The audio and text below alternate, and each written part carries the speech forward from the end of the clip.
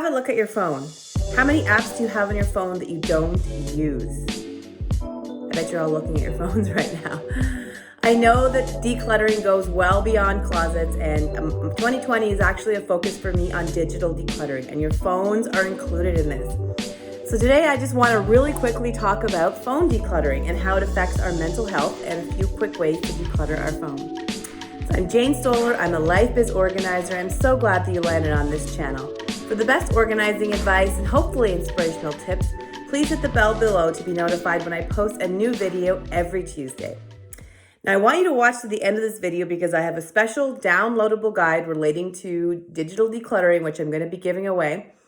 But first, you've already looked at your phones, probably look at them again. Maybe you're watching the video on this phone, but I really want to encourage you to delete apps you don't use. This is such a no-brainer, but we just don't do it. How many times are we stuck in lineups, waiting for our coffee, we're at the airport? Perfect time to get on that phone, delete things you don't use. I do this every week. I sit there, I know I don't have a scheduled time because it doesn't take that long, but on Fridays, I usually do a lot of decluttering and organizing, and I go through my phone and go, don't need it anymore. It takes up less space. My second tip is to have folders for the apps that you do keep. So sometimes when I hand somebody my phone, they're like, oh my God, it's so organized. And I'm like, well, hopefully.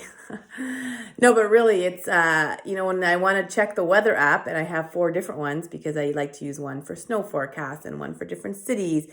If I just had them all over my screen, it would be complicated, but I have a folder named the weather app. And you'll see up here is I'm sharing my screen of my actual phone, and you can see the different types of folders I use. So some social, social, where I put all my Instagram and Facebooks, to the weather, to finance for all my financial tools, to the news. All these things, I have more than one of the apps, so I put them into a folder.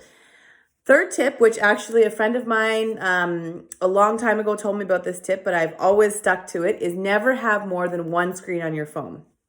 If you have more than that, it's probably too much.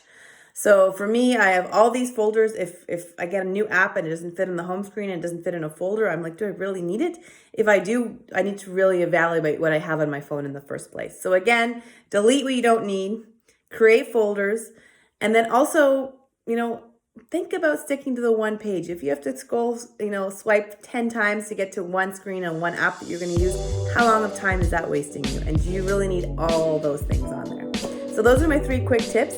Now I said I'm going to be giving away a free downloadable digital tool to help you get a bit more digitally decluttered, and you can download that below. And I'm super excited because I know that 2020 is going to be the year that I'm going to help a lot of people get digitally decluttered. So go ahead, download that below, and hit subscribe if you like this video. Give it a thumbs up.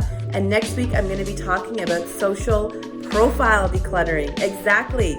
Our online profiles are also cluttered today. So again, it's going to be a super quick video like this on how to get started on decluttering those social profiles. Thanks, and I'll see you next week.